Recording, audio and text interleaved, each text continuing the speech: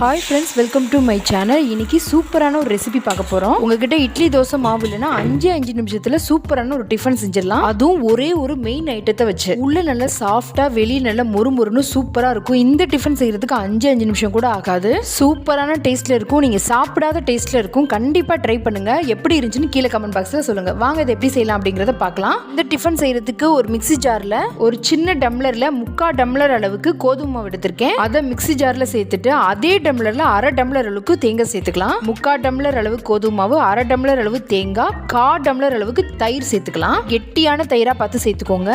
1 spoon அளவுக்கு சீனி சேர்த்துக்கலாம். ஸ்பூன்ல 1 ஸ்பூன், ரொம்ப அதிகமா சேர்க்க வேண்டாம். இந்த டம்ளர்லயே 1/2 டம்ளர் அளவுக்கு நல்ல சுடு தண்ணியா, நல்லா கொதிக்க காய வச்சு சுடு தண்ணியா சேர்த்துக்கலாம். 2 டம்ளர் அளவுக்கு நல்ல பச்சை தண்ணியா சேர்த்துக்கலாம். எல்லா இன்கிரீடியன்ஸையும் சேர்த்துட்டேன். இப்போ நல்லா பேஸ்டா அரைச்சி எடுத்துக்கலாம்.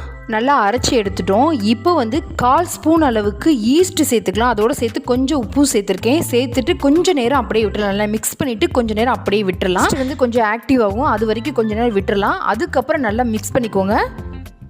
பண்ணிட்டு 2 கரண்டி மாவு ஊற்றி எல்லா பக்கம் படுற அளவுக்கு நல்லா சுற்றி விட்டுட்டு நல்லா மொறுன்னு ஆக விட்டு எடுத்தீங்கன்னா சூப்பரான கோதுமை மாவில் செஞ்ச ஆப்பம் ரெடி. சூப்பராக இருக்கும். நார்மலாக நம்ம மாவை ஊற வச்சு அரைச்சி செய்கிற ஆப்பத்தை விட இது நல்லா சூப்பராக இருக்கும். நம்ம உடனே செஞ்சிடலாம். ஒரு 5 நிமிஷத்துலேயே செஞ்சு முடிச்சிடலாம். கண்டிப்பாக ட்ரை பண்ணிவிட்டு எப்படி இருக்குன்னு கீழே கமெண்ட் பாக்ஸில் சொல்லுங்கள். தேங்காய் பால் ஊற்றி சாப்பிட்லாம், இல்லாத ஏதாவது கிரேவி நல்ல காரசாரமாக கிரேவி வச்சு சாப்பிட்லாம். அது உங்களோட இஷ்டம்.